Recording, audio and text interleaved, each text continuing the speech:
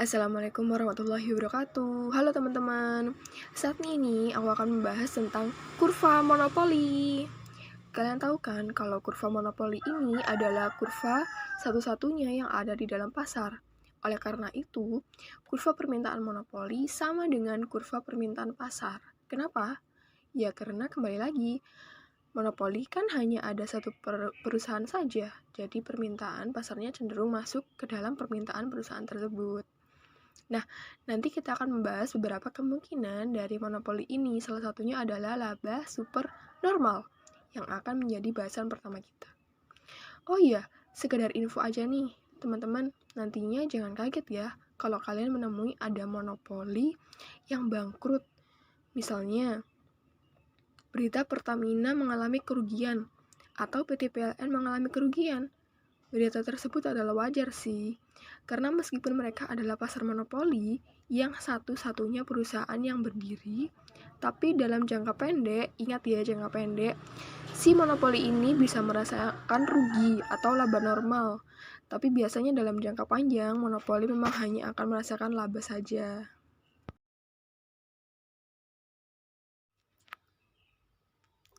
Nah, sekarang kita mulai bahas kurvanya ya. Yang pertama kita bahas adalah jangka pendeknya dulu. Nah, di kurva jangka pendek ini, kita gambar kurvanya dulu. Nah, ini adalah kurva harga atau price, dan ini adalah kurva kuantitas. Nah, kemarin kalau di PPS atau pasar persaingan sempurna, kurvanya kan berbentuk horizontal atau lurus. Tapi untuk pasar monopoli ini, kurva permintaannya turun. Nah, ini adalah kurva permintaan. Kalau kemarin di PPS, kurva permintaannya kan sama dengan P sama dengan AR sama dengan MR kan. Nah, kalau di monopoli ini, kurva permintaannya itu hanya sama dengan P dan AR saja. Nah, MR-nya kemana nih? MR-nya ada di sini. Jadi ini di dalam pasar monopoli, nilai MR itu setengah dari AR. Katakanlah nilai AR itu 10. Berarti nilai MR-nya itu 5 kan? Seperti pada PPS kemarin, untuk mengetahui perusahaan itu laba atau tidak, tentang biaya-biayanya, itu yang pertama kali kita harus lakukan adalah menggambar kurva MC-nya dulu. Nah, ini kurva MC-nya. Nah, lalu yang pertama kita buat adalah ini laba super normal. Oke, maaf tadi aku lupa untuk sebutin. Ini yang benar-benar super normal dari pasar monopoli, di mana di dalam mencapai laba super normal ini, perusahaan harus memproduksi atau harus ada di posisi TR lebih dari TC. Ini kan sudah ketemu ini kan sudah ketemu kurva MC-nya. Nah, dimana yang harus kalian ingat juga dari PPS kemarin, perusahaan baru yang akan laba atau akan lebih baik memproduksi yaitu ketika MR sama dengan MC. Ya kan? Produsen itu harus atau lebih baik memproduksi yaitu ketika MR sama dengan MC. Nah, MR sama dengan MC ini tuh di mana? Nah, di sini. Titik ini. Kelihatan nggak? Bentar. Di sini ya. Oke. Setelah itu, MR sama dengan MC udah ketemu.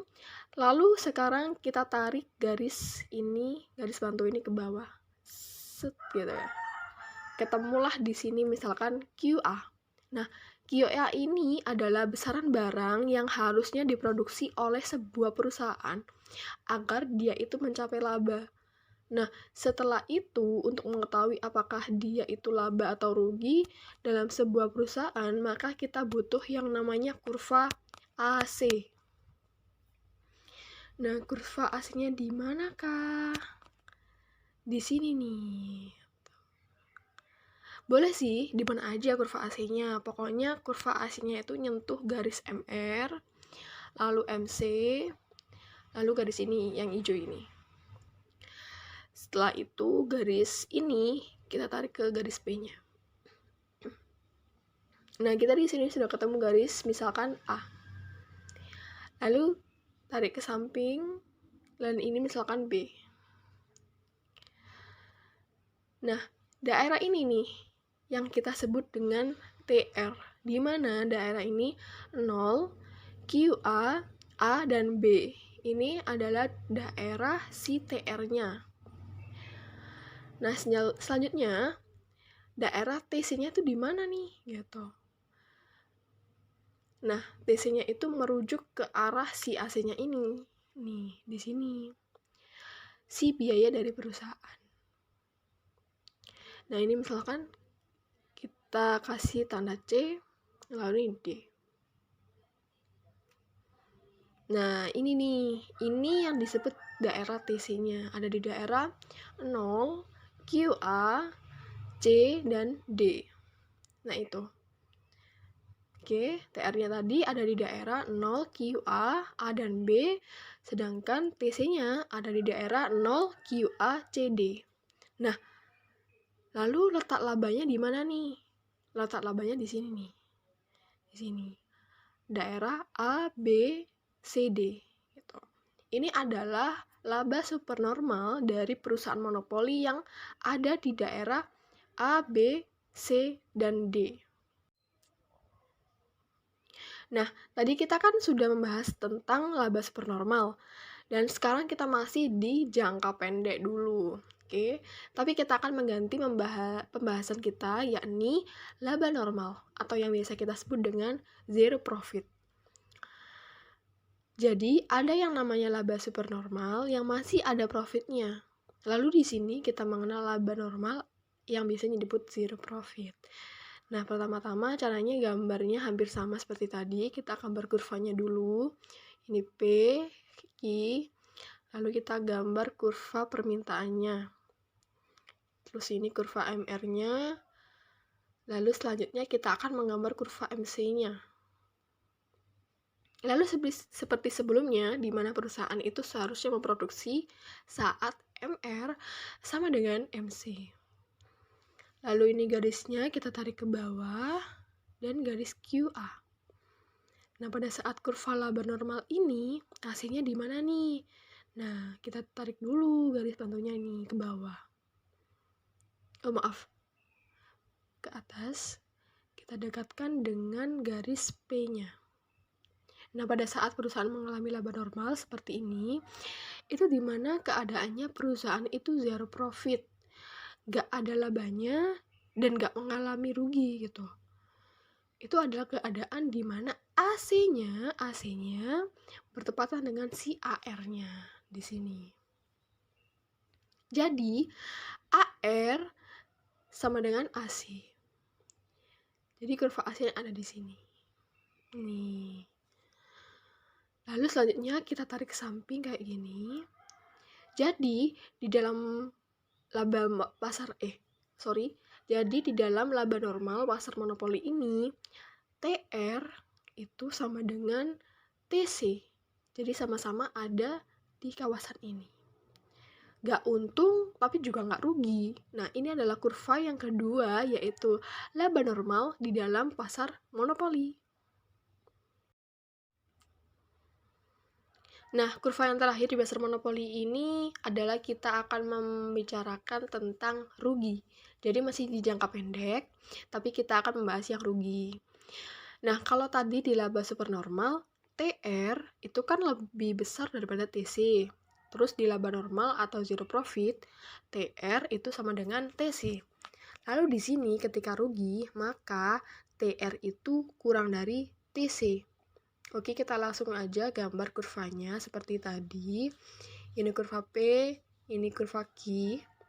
Lalu gambar kurva permintaannya. Lalu ini kurva MR-nya, sama seperti tadi caranya. Lalu selanjutnya kurva MC pun muncul. Nah, ini kurva MC-nya. Oke, setelah kurva MC selesai, kita akan gambar kurva AC-nya. Nah, tadi kan kalau di laba supernormal, AC-nya kan nyentuh garis MR, MC, dan D ini.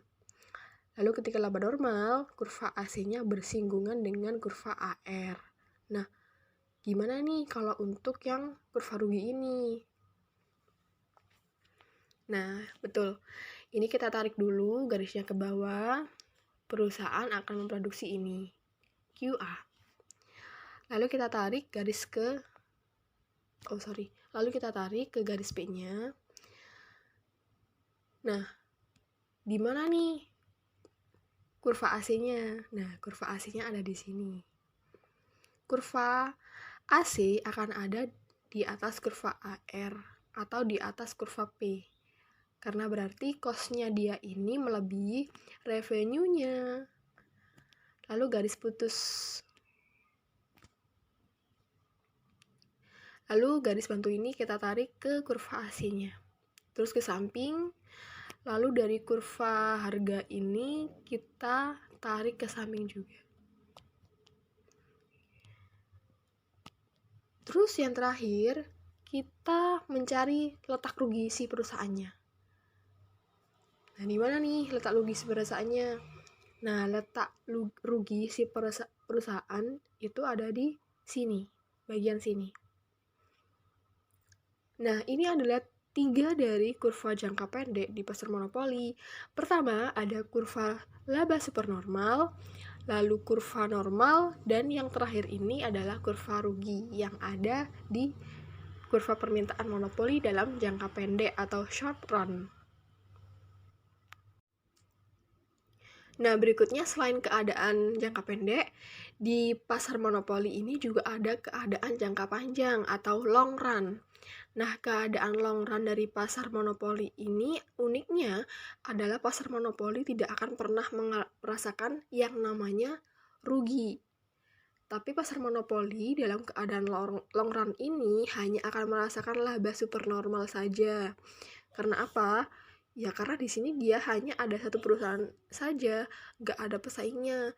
Jadi emang kalau jangka pendek dia akan merasakan rugi. Tapi lama kelamaan ya udah dia akan normal. Dia akan ngerasain laba aja. Tapi labanya normal. Dia nggak bisa labanya tinggi-tinggi banget seperti PPS atau pasar oligopoli nantinya. Nah, di dalam long run ini kurvanya itu seperti apa? Kurvanya itu persis seperti ini. Nah, jadi ini adalah keadaan mutlak dari pasar monopoli ketika dia mengalami laba supernormal. Ini benar-benar keadaan mutlak. Oke teman-teman, semoga ini bisa membantu teman-teman dalam memahami kurva pasar monopoli, tentang keadaan kurvanya, tentang laba ruginya. Oke, terima kasih sudah menonton. See you. Wassalamualaikum warahmatullahi wabarakatuh.